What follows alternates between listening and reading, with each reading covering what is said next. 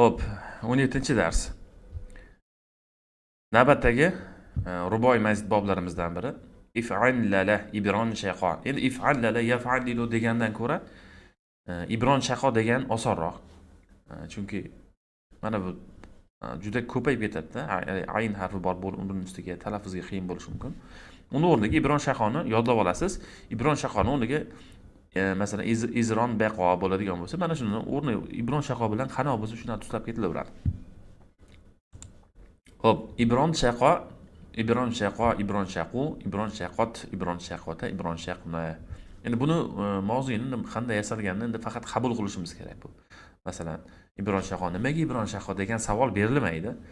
Ibron shaqo shu mazid, ruboiy mazid bob bo'ladi. Shu orqali yasalgan deyiladi. Endi bitta ibron shaqoni yodlab turib, oxirida qo'shimchalar qo'shilsa, o'zi tayyor strukturaviy qolip chiqib keladi. Buni majhul esa uburon shiqo bo'ladi. Mana shu yerda uburon shiqo, uburon shiqu, uburun shiqo. Bu yerda uburon emas, uburun shiqo bo'ladi. Mana shu yerda xato ketibdi, to'g'rilab qo'yiladi.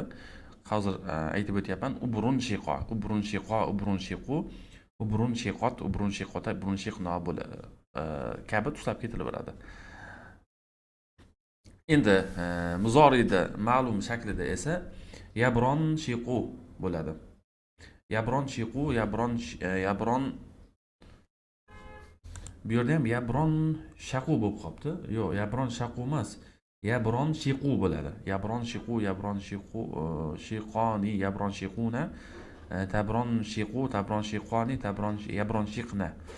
Tabron shiqu, tabron shiqoni, tabron shiquna, tabron shiqina, tabron shiqoni.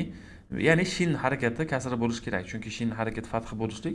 Yubron shaqu mana bu muzorining majhul to'g'ri. Buni yozilayotganda xato ketib qolibdi. Shunga eslatib o'tyapman. Xo'p, ism foilda mana ma'lumda shin harakati kasra bo'lishi kerak-da. Mubron shiqun bu to'g'ri turibdi. Chunki ismi foil ma'nidan olinadi muzorining ma'lumidan. Ya'ni yoy ketib turib mubron shiqun bo'ladi. Mubron shiqun. Mubron shiqun, mubron shiqoni. Endi buni ism maf'ulda shin harakatini fath qilib qo'ysak, keyin maf'ulga o'tib qoladi. Mubron shaqun, mubron shaqoni, mubron shaquna, mubron shaqotun, mubron shaqotoni, mubron shaqotun bo'ladi. Lilam lalariki esa mana shu lam yabron shiq. Mana shu yerda ham bundan olinganligi uchun hozir bir xil noto'g'ri turibdi mana bular.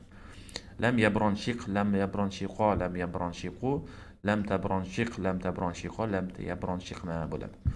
Ibron shiq mana amr lekin to'g'ri yasalibdi. Ya'ni yabron shiqdan olinadi, tabron shiqdan olinadi. Ibron shiq, ibron shiqo, ibron shiqu. Tabron shiqdan tan olib kelsangiz biron shiq bo'lib qoladi-da. Biron shiqu bo'ladi. Biron shiqu deb o'qib bo'lmaydi-ku. O'shaning uchun alif kelgan endi buni oldiga. Ibron shiq, ibron shiqo, ibron shiqu, ibron shiqi, ibron shiqo, ibron shiqna bo'ladi.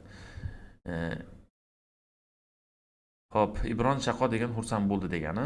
Ibron shaqo if'an lala bobiga tegishli. Ushbu bob odatda sekin-sekin sodir bo'lishini bildiradi. Masalan, ibron qo'a degani parcha-parcha bo'lish. Izron baqo degani orqaga chekinmoq. Endi bu sekin-sekin parchalanmoq. O'zi parchalanib degan birdaniga parchalanmaydi-ku. Sekin-sekin vaqt o'tib keyin parchalanadi. Mana shu men aytganlar xatolarni to'g'ri qabul qilib qo'yasizlar. Bundan keyingi kitoblarda to'g'rilab ketiladi o'zi.